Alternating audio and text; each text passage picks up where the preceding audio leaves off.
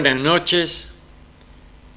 Este es el programa número 80 de Corrientes, antes y ahora.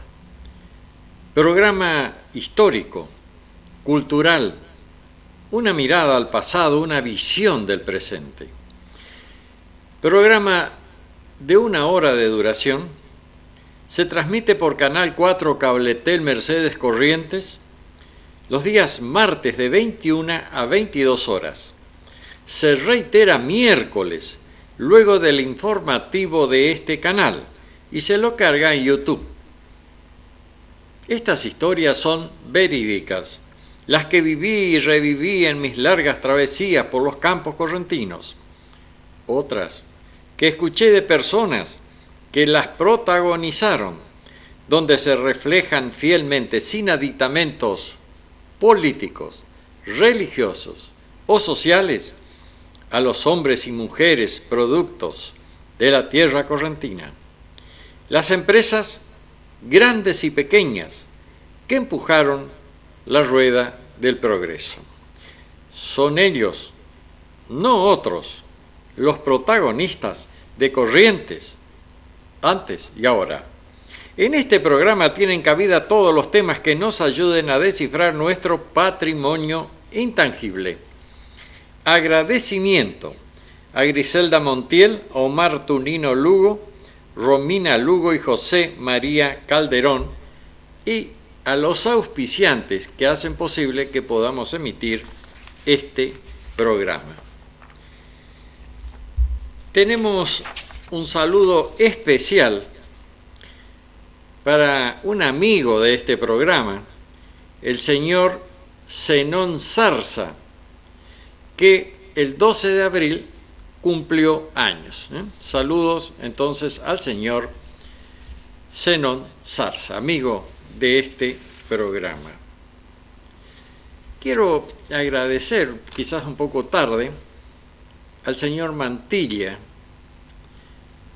que estuvo cuando presenté mi último trabajo, el opúsculo, sobre la plaza 25 de mayo. Él vino del campo especialmente para estar allí en la presentación que realizamos en el Consejo Deliberante de esta ciudad, que luego esto también lo pasamos en el programa, en este programa, y fue cargado en YouTube. Bueno, entonces agradecimiento especial al señor Mantilla.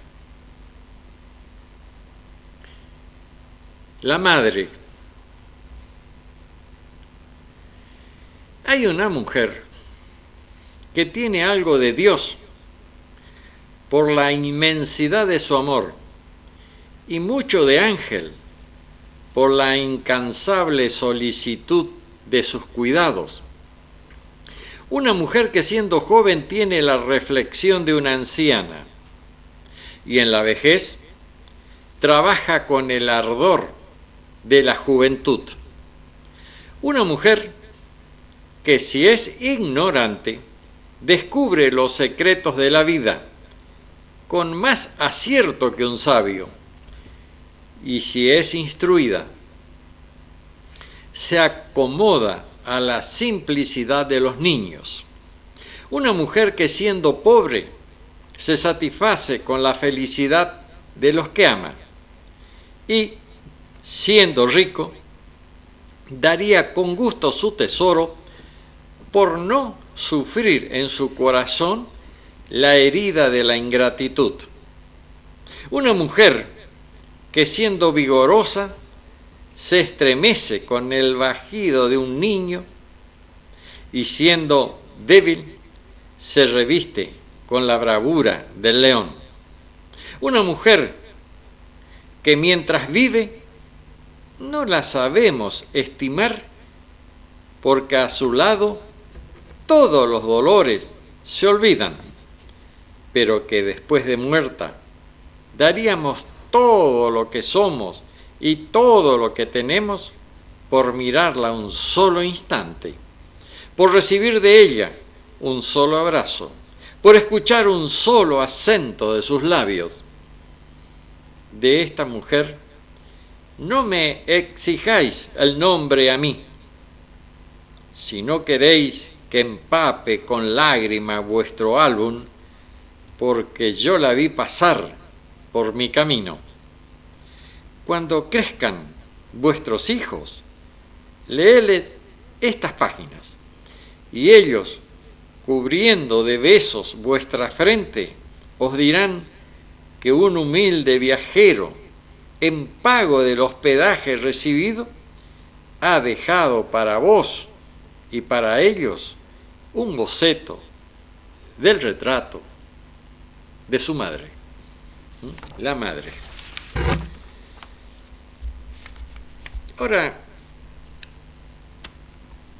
me enviaron esto, recordando a la pionera, a la gran poeta Sor Juana Inés de la Cruz, que el 17 de abril de 1695 muere Sor Juana Inés de la Cruz. ¿Recuerdan su famoso poema? Hombres necios, que acusáis a la mujer sin razón, sin ver que sois la ocasión de lo mismo que culpáis. Si con ansia sin igual solicitáis su desdén, ¿por qué queréis que obren bien si la incitás al mal? Combatís su resistencia y luego con gravedad decid que fue liviandad lo que hizo la diligencia. Parecer quiere el denuedo de vuestro parecer loco al niño que pone el coco y luego le tiene miedo. Entonces, recordando a la pionera, a la gran poeta Juana Inés de la Cruz, que el 17 de abril de 1695 muere, Sor Juana Inés de la Cruz. Ahora me voy a referir a una fábrica de fideos, a la fábrica de fideos Don Fortunato. Como lo dije en el programa pasado y quizás en otros también y en algunos otros programas quizás de radio o lo escribí, el avance de la industrialización ha hecho que estas ciudades del interior, pueblos del interior, sufran eso, se perjudiquen. Porque antes se traía la materia prima, la harina, se fabricaba el fideo, aún subsisten en Mercedes la fábrica de pan, pero también está ingresando productos elaborados de otros lados, es decir, se está sacando las fuentes de trabajo de Mercedes y de otras, muchísimas otras ciudades que han sido perjudicadas por ya la gran empresa, la gran fábrica, que están equipadas con máquinas ultramodernas. Entonces son ellas las que envían ya enlatados, si viene en lata, o envasado, o envuelto, como sea, en paquetes, los productos. Y se ha dejado de fabricar en nuestra ciudad, en nuestros pueblos. El interior se ha ido debilitando y mucho con la llegada entonces y el avance de las grandes fábricas. Fábrica de fideos Don Fortunato. La fábrica de fideos Don Fortunato comienza su actividad en febrero de 1990.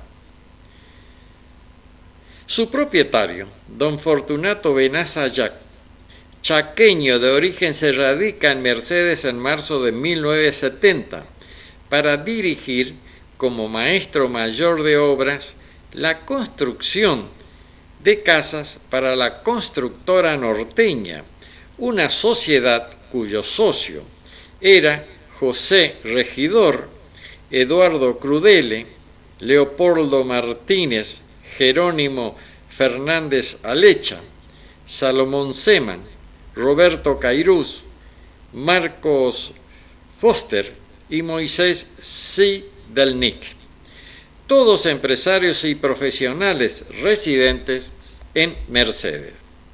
Tomada la decisión de instalar una fábrica de fideos seco, construye un pequeño local de aproximadamente 450 metros, que luego en años posteriores llega a la cantidad de 2.700 metros, cuyo frente da a la avenida General San Martín número 1947, y su fondo llega a la calle Juan Pujol, es decir, tiene 100 metros de largo.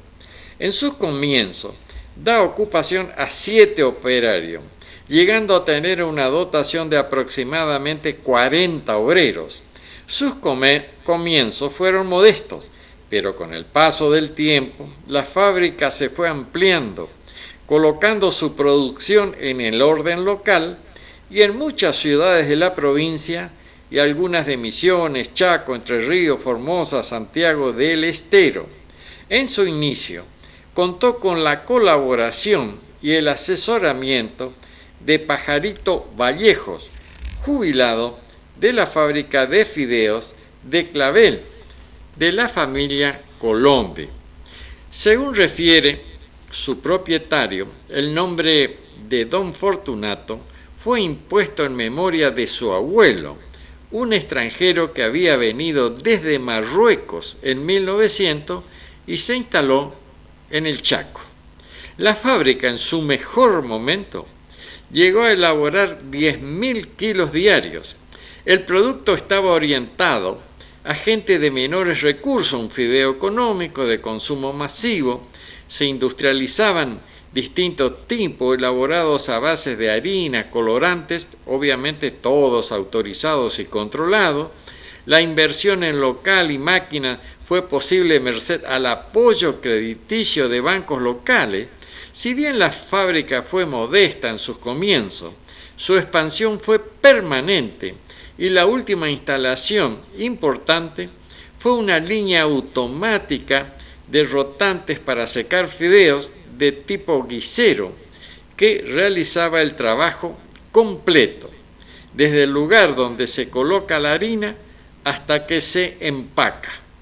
Con esta máquina la fábrica pudo llegar a ser una de las mayores de la Mesopotamia. La gente de campo, los ganaderos que antes le daban de comer en el campo a su personal, le daban lo tradicional, mediodía locro y a la tarde la comida de la noche guiso. Bueno, llevaban este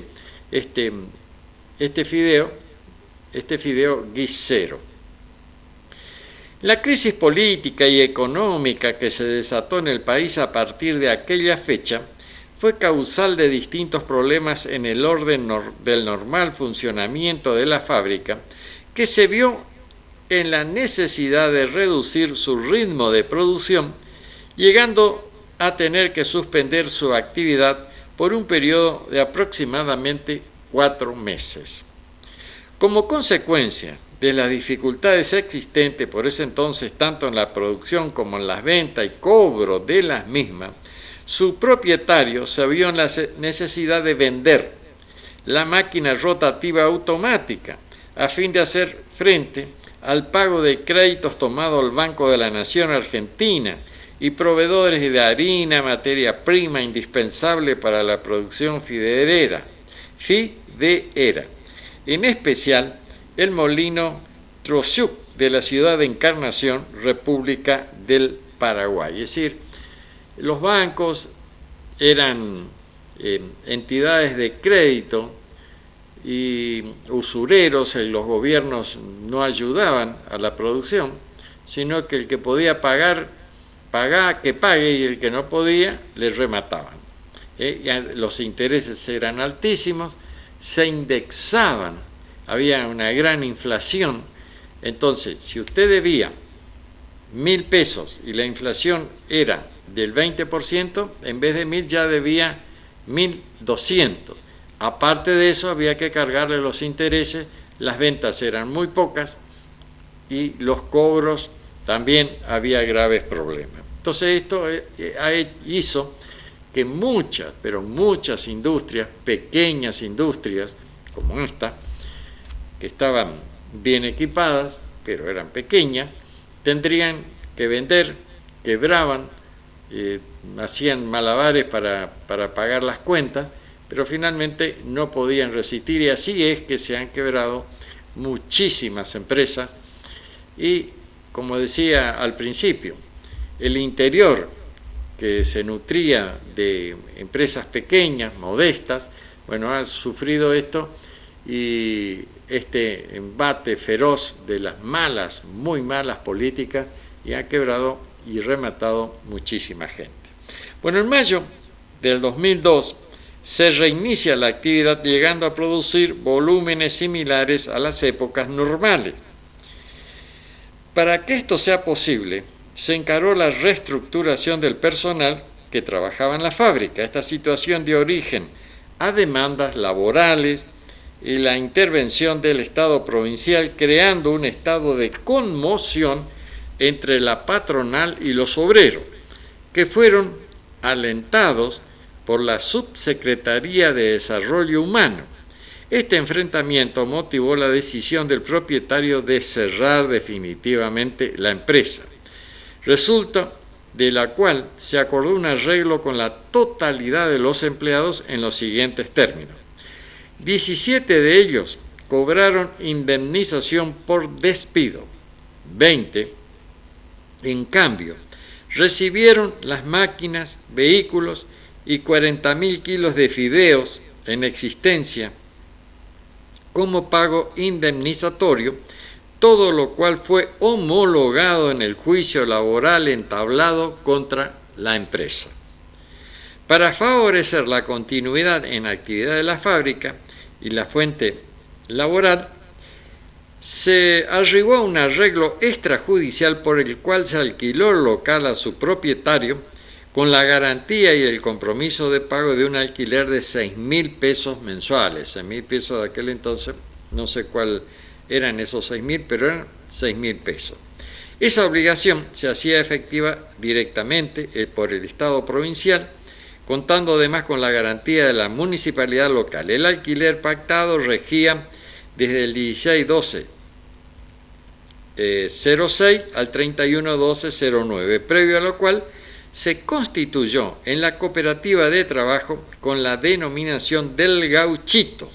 Al desarrollar esta crónica, el contrato de alquiler mencionado se hallaba vencido, habiendo las partes llegado a establecer una nueva prórroga. Bueno, esta fábrica del Gauchito entonces quedó, que era hecho por los empleados de la fábrica original, y creo que no subsiste más esto, ¿no? Pero todo esto es producto, reitero, a las malas políticas que no ayudan al pequeño, al mediano, que no le dan un apoyo hasta que puedan emerger. Y bueno, y todas entonces las pequeñas industrias, las medianas industrias, igual que también las explotaciones agropecuarias, que van siendo absorbidas por los más grandes, como se dice habitualmente. El pez grande se come al más chico. Y ahora tengo algo que escribió Pato Bianciotto. Dice, el día que un borracho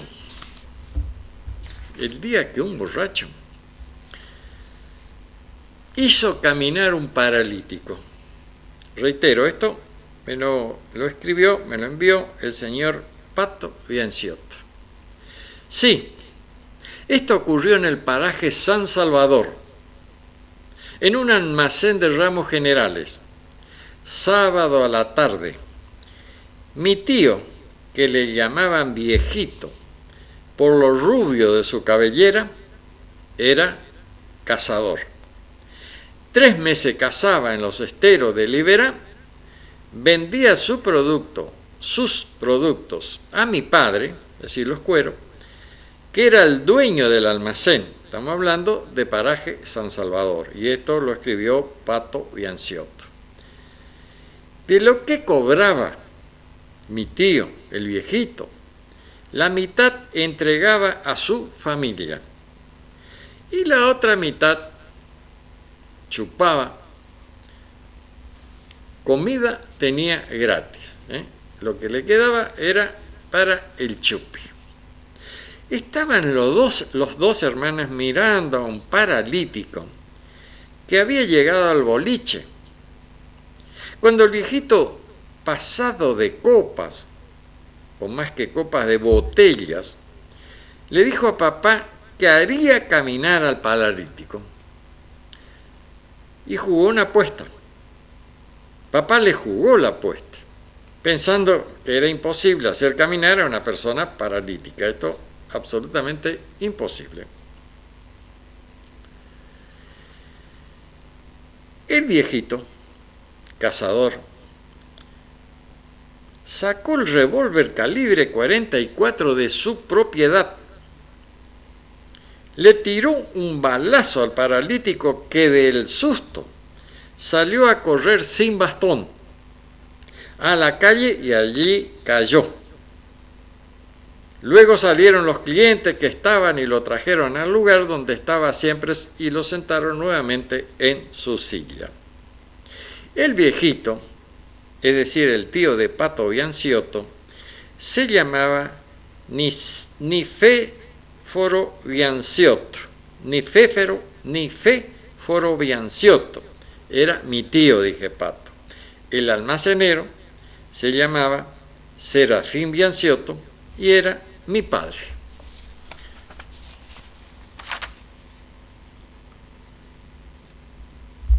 Ahora tengo un escrito de Lupi Migueles y también un video. Hace un poco más de 10 años venía a la ciudad de Mercedes en busca de lo que muchos llamaban futuro. Reitero, esto lo escribió Lupi Migueles. Debo reconocer que no pensé que esta maravillosa ciudad me pudiera brindar tanto. Y cuando hablo de la ciudad me refiero a la gente que forma parte de ella, porque son ellos quienes le dan la esencia a la misma. Tanto así que a veces me tomo el atrevimiento de sentirla un poco mía también. Así como yo, seguramente muchos, a quienes Mercedes les abrió las puertas, nos invitó a pasar y de a poco nos quedamos. Mercedes la generosa, te devuelvo un poquito en estos versos y en ellos mi gratitud. Lupi Migueles. Vamos a ir entonces al video.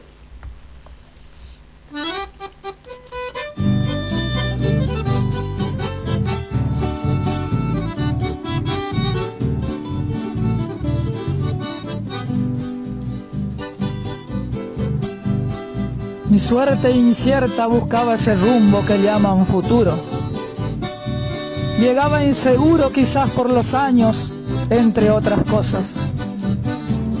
Las calles añosas le dieron sentido de a poco a mis pasos, y fue en tu regazo donde me acunaste, ciudad generosa. Mercedes, Mercedes la de las glosas, de Totoseman, de Julián, del acordeón de Cambá que suelta un toro bravío. Mercedes, Mercedes la de un domingo cuando la tarde te exige un mate en el Parque Mitre, bajo el sol y con amigos. Mercedes del peregrino que bajo el manto de enero recibe a los promeseros del gauchito milagroso, como suelo religioso que a la Virgen se proclama, y la fe como una llama, hecho tesoro valioso.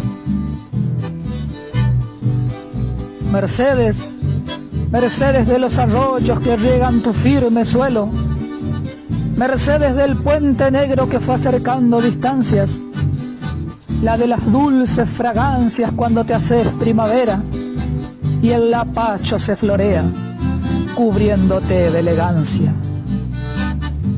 Mercedes, Mercedes de las mañanas que se hace apuro en tu gente, que se mezcla con el verde de una plaza que te invita a detenerse en la vista aunque sea unos segundos y en tu suelo bien fecundo seguir sembrando la vida. Sobre tu larga avenida que me lleva rumbo al sol, me vuelvo en la Juan Pujol para mirarte en tu alba. Mercedes de las guitarras de acordeón y de cantores, la de la placita Flores, donde la siesta se calla. Mercedes, Mercedes y sus barriadas donde abunda el corazón, Mercedes de la estación hecha nostalgia en la historia, reflejada en la memoria de aquellos que te soñaron y que a trabajo forjaron el presente que hoy aflora. Mercedes, Mercedes la soñadora de raíz chamamecera, de alma carnavalera en las noches calurosas, tradiciones que reposan sobre tierra bendecida, que te da la bienvenida de una manera armoniosa.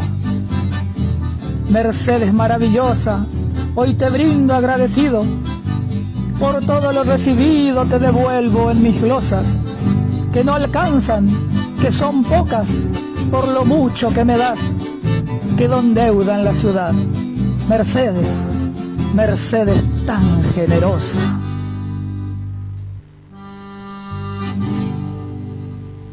Bueno, este es un trabajo entonces de Lupi Migueles. Esto lo escribí en el semanario Democracia 1986-87. El discreto encanto de la función pública.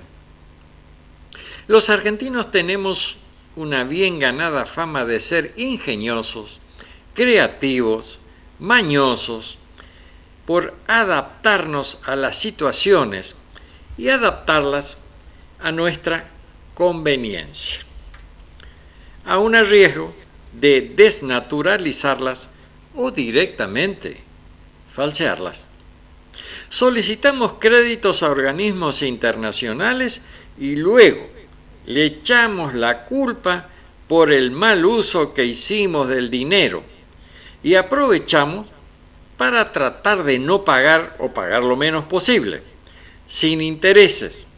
El descrédito de esta acción ocasiona al país.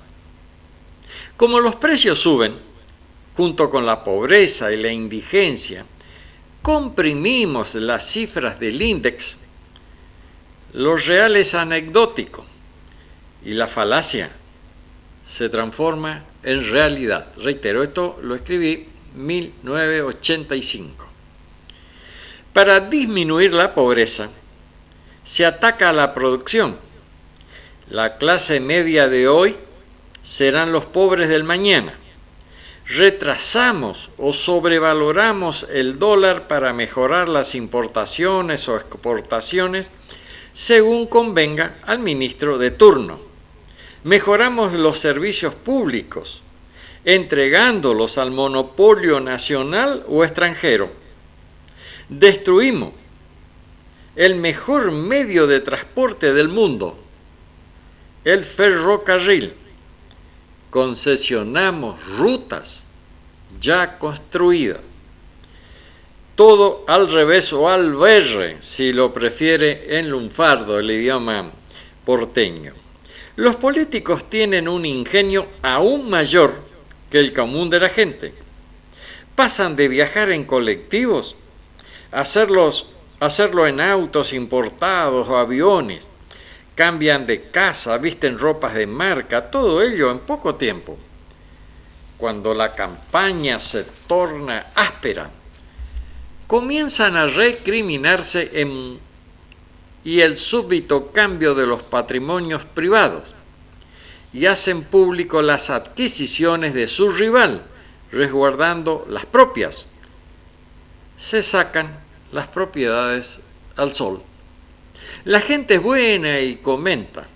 No necesita programas de ficción para entretenerse. La realidad es más divertida y casi se asemeja a la ficción y en algún momento la supera y desborda la capacidad de asombro de los ciudadanos.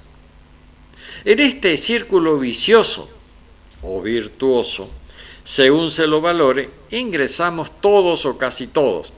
A algunos la vida parece sonreírles y se lanzan al ruedo con especial denuedo, criticando con ironía, que pretende ser soez, lo que ellos hicieron en su vida privada ejerciendo su profesión, como ser enriquecerse a costa de los despojos ajenos, o destruir el patrimonio de una comunidad y otras acciones no menos reprobables. La función pública es un reflejo de la privada. Dime quién fuiste y te diré quién eres. Los genes no se extirpan, están desde el primer llanto. Las situaciones límites ponen a prueba a los seres humanos. El acto eleccionario es una situación acotada y es allí donde los políticos denominados de raza, por su percepción de la realidad, por su estoicismo para tolerar, por su capacidad de reacción para resolver y fundamentalmente para no dejarse engañar por el cúmulo de aduladores, tan comunes en las cortes de los monarcas y que siguen en los entornos del poder político, que confunden, obnubilan y los alejan de la realidad, haciéndoles creer que superaron las fronteras de la especie. Las urnas hablan, a veces gritan y otras veces sollozan.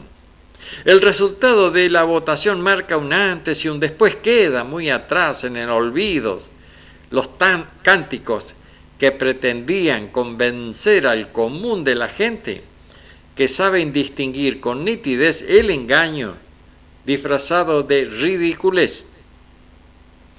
Los discursos que llamaban a triunfar como si fuera una batalla bélica, las promesas de lo que no se hizo, pero que se va a hacer. Todo lo que era válido días antes se fumó llevado por el hada maligna del veredicto popular adverso. El discreto encanto de la función pública es irresistible para la clase política y no tan política. Una forma de vida y de subsistencia donde la vocación de servicio es una mera declaración para la mayoría de los dirigentes, salvo unos pocos que emergen con nítidos perfiles y no se dejan encantar.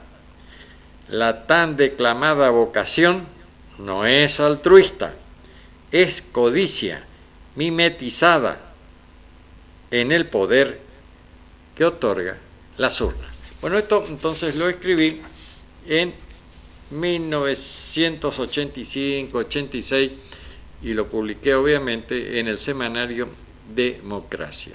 Y esto no ha perdido vigencia en absoluto. Está muy, muy actual. Ahora vamos a ir a un chamamé, Batallón de la Liguria, por el conjunto Vera Monzón. Viejo sueño atragantado por una vez y otra vez, los Lencina, los García, las clases 63. La tierra de las Malvinas estaba fría y silente, como esperando el abono de joven sangre caliente. No alcanzó para triunfar, pero estarán advertidos que un pueblo como mi pueblo nunca se da por vencido. Batallón de infantería del cuartel de la Liguria. Desde allí nació la historia de un soldado guaraní. Ha llamado amigo de la patria y del glorioso pabellón. De su padre y sus amigos, Juan Maciel se despidió. Las Malvinas eran las islas en su misión de defender, llevando como estandarte la esperanza de vencer. Por ser un hijo creyente y de sangre guaraní, al partir se encomendó a la Virgen de Itatí.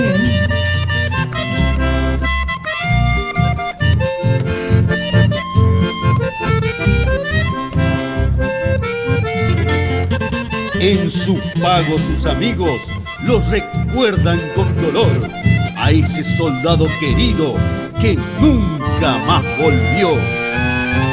Y ya frente al enemigo el furor de la batalla aumentaba la bravura de aquel gallardo varón. Con su férreo coraje en la lucha colosal, por su patria y su bandera, él luchó hasta el final. Las Malvinas eran las islas en su misión de defender, llevando como estandarte la esperanza de vencer. Por ser un hijo creyente y de sangre guaraní, al partir se encomendó a la Virgen de Itatí.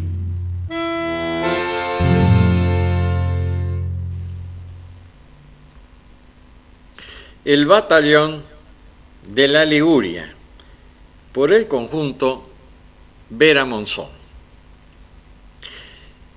Ahora tengo algo que también publiqué en el semanario Democracia, una historia en los campos correntinos. Justicia.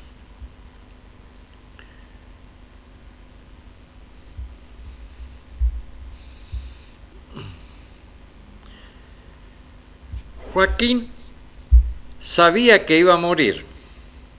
Ese dolor en el costado lo perseguía todas las horas, como él había perseguido las nutrias, los carpinchos, las víboras y demás animales de la fauna silvestre, a fin de obtener su cuero, su piel.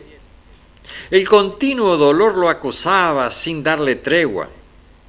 Estaba donde él estaba, no lo dejaba descansar, no lo dejaba dormir. Cosas del destino. El eximio cazador, que no dejaba escapar una presa, ahora se transformaba en víctima. Ahora era él el que quería huir, el que quería zafar de la trampa, pero no podía. De esa trampa que casi nadie había escapado. El doctor Valnetti, su amigo, le había dicho: pronto te vas a poner bien, pronto te vas a poner bien. Las palabras sonaron sin convicción, casi con tristeza. Joaquín era un hombre que no le tenía miedo al destino. Enfrentaba las cosas como venían, con la resignación y el fatalismo de los hombres duros de esta parte del país, de la zona marginal.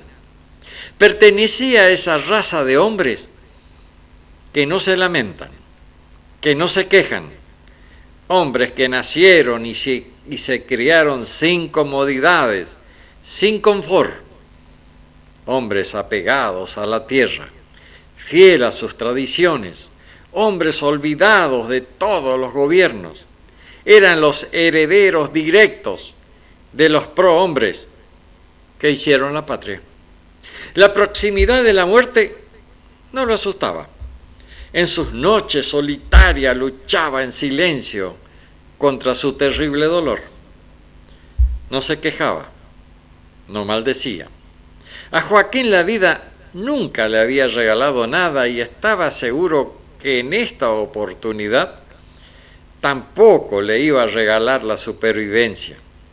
Joaquín había heredado de sus padres unas vacas y unas pocas ovejas. Trabajó muy fuerte enfrentando los inconvenientes propios de la zona marginal, falta de caminos y todo tipo de servicios, agua, luz, teléfono, enfermería.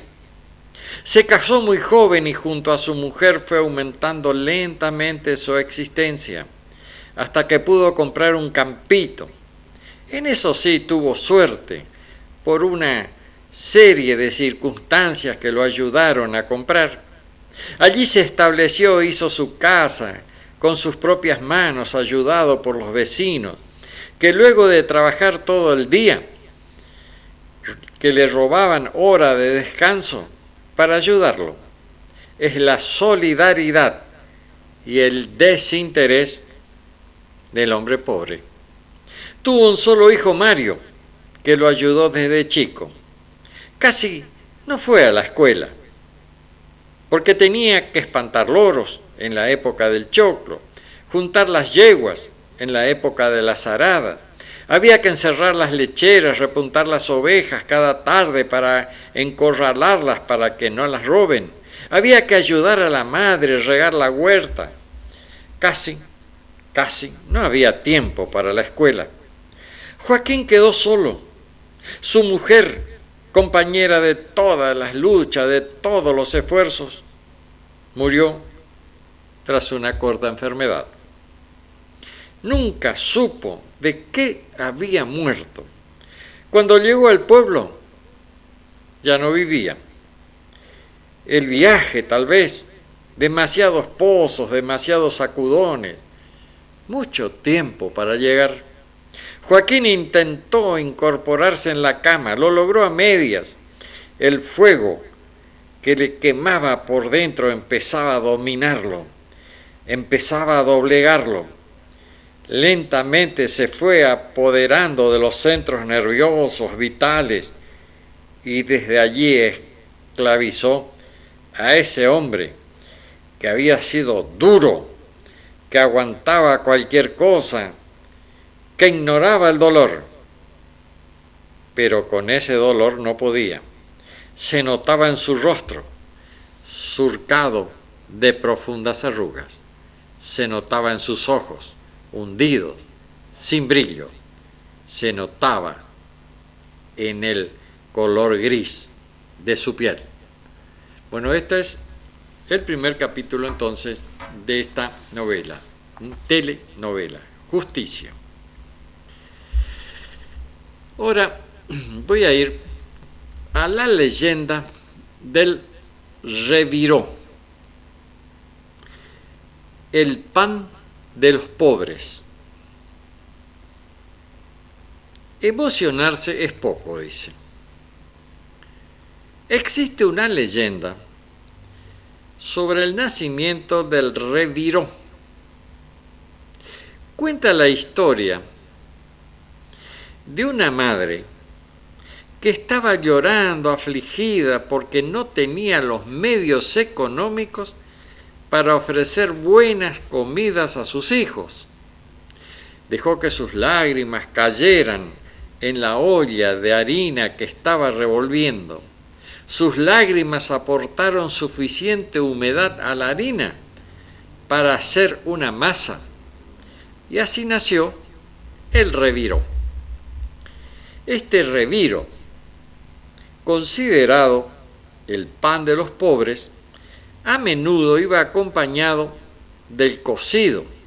El cocido es una bebida amarga similar al mate, pero más suave, con las mismas propiedades estimulantes y nutricionales. Sin embargo, a diferencia del mate, el cocido se infunde en agua caliente. Hoy también se vende en paquetes como bolsitas de té o té de hierbas para poderlo preparar rápidamente como un té. A veces el reviro reemplaza el pan en las comidas, especialmente en el desayuno o el almuerzo, acompañado de carne picada u huevo frito. Se puede servir en versión salada o dulce, aunque la versión salada es la más popular. Un poco de historia. El reviro nació a fines del siglo XIX en la provincia de Misiones, una región de Argentina ubicada en el noreste del país. Limita con Paraguay al oeste y Brasil al este. De norte a sur y de sur y suroeste con la provincia de Corrientes, una de las tierras guaraníes. El reviro apareció en época de los mensús.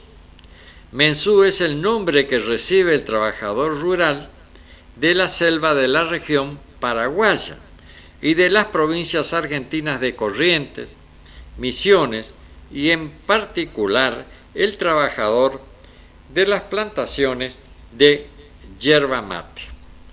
El término original guaraní proviene de la palabra española para mensual, que hace referencia a la frecuencia del pago de los salarios.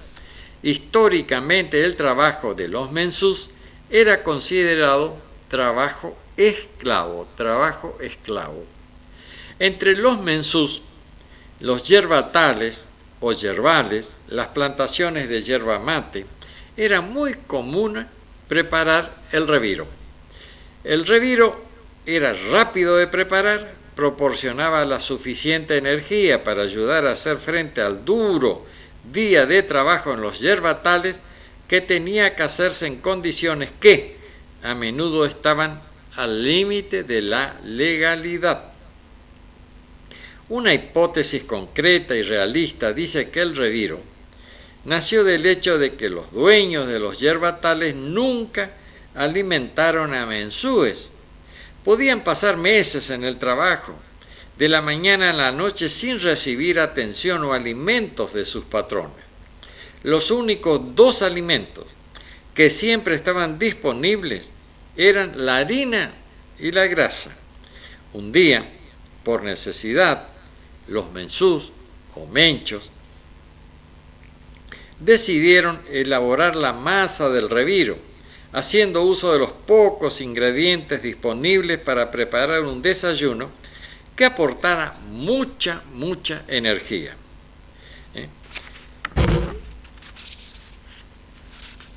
La receta.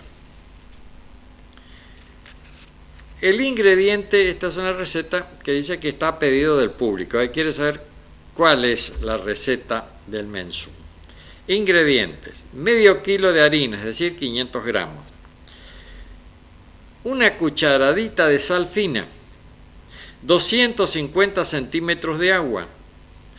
4 cucharadas de aceite o grasa. Preparación: en un bol, mezclar la harina con la sal e incorporar el agua. Mezclar con una cuchara hasta formar una base que se despega de las paredes. Resultará una base de consistencia más seca que la masa de engrudo. En una olla agregar el aceite o la grasa. Cuando está bien caliente, introducir toda la masa. Dejar que frite un lado para formar un cascarón. Dar vuelta y que se cocine la otra parte. Con una palita de madera ir quebrando el cascarón hasta lograr pequeños pedazos de masa, los cuales se van mezclando continuamente con la palita de madera. No es nada fácil esto, ¿no? Seguir ejerciendo, el paso número 5 es seguir ejerciendo presión a golpes secos sobre la masa de forma enérgica, distribuida, así se logra a la vista un arenado, el cual termina cocido. Y el secreto, para que esto salga perfecto, se puede integrar a los componentes de la masa: huevo, jugo y ralladura de cítrico o cualquier especie. Otra técnica para prepararlo es utilizar un vaso de acero inoxidable para ejercer presión hacia la masa y así formar los granos más rápidamente. Entonces esto es la masa del reviro, que era, según cuenta acá, el alimento de los pobres, ya que la gente que tenía los los yerbatales o yerbales no le daba una suficiente alimentación, según dice, casi solamente le daban grasa y harina, y ahí nació entonces el pan de los pobres. Victoria Romero de Peñalosa, La Chacha. La historia de la provincia de La Rioja está poblada de héroes y de gestas, figuras femeninas de virtudes cristianas que han seguido al hombre compartiendo como Dios manda el pan de cada día, el amor a la patria, las reglas de honor y del deber hasta la misma muerte. En las siluetas heroicas sobresale Victoria Romero de Peñalosa, nacida en la costa alta de La Rioja en un laberinto de cerros. Algo de este nudo sin desatadura posible influyó en su temperamento varonil e independiente. Se había casado con el caudillo riojano Ángel Vicente Peñalosa, más conocido por el Chacho. Por ser Victoria su mujer, se llamaba familiarmente La Chacha, apelativo con lo cual ingresó en la historia. Acompañó al jefe sublevado en todas sus campañas, siempre en defensa de la autonomía provincial. La Chacha adquirió fama de haber salvado la vida de su marido en la batalla de Manantial, librada con las fuerzas federales en 1846. En el fragor del combate, viéndolo acorralado y en peligro mortal, la Chacha acude al frente de unos cuantos soldados, precipitándose sobre los atacantes con una decisión que le habría honrado a cualquier guerrero, según estimó José Hernández en su biografía del Chacho.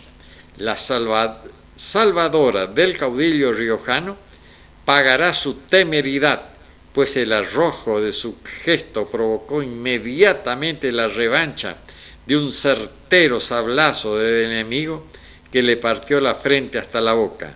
El capitán Ibáñez, su camarada, le salvó la vida dándole muerte al atacante. Una tremenda cicatriz la desfiguró. Sus facciones, la cara tajeada de Victoria, parecía una máscara que le cubría la mitad del rostro. A partir de entonces se tapaba la cabeza con un manto, pero no por ello rehusó jamás un puesto de trabajo, de combate, en servicio de su pueblo. Eduardo Gutiérrez dice en una de sus páginas: la esposa del Chacho venía con frecuencia al campamento al combate y compartir con su marido y sus tropas los peligros y las vicisitudes. La tradición poética, al son de bombos y caja, dejaba oír el compuesto que alude al dramático hecho. Doña Victoria Romero, si usted quiere que le cuente, se vino de Tucumán con una herida en la frente. Al finalizar la inmensa labor de apóstol de ideas federalistas y nacionales, el batallador riojano y sus montoneros fueron vencidos en Córdoba, San Luis, La Rioja, perseguidos y finalmente condenados de antemano. Se refugió en las aldeas de Olta. Allí, el 12 de noviembre de 1863, fue rodeado por las fuerzas confederadas de Irazábal. Al serle intimada la rendición, entregó el puñal, obsequio del general Urquiza.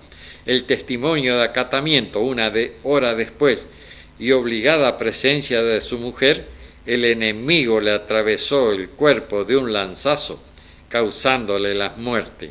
Mientras la Chacha era arrastrada en calidad de prisionera, muy alta, enarbolaba la cabeza sangrante del caudillo en el centro de la plaza pública.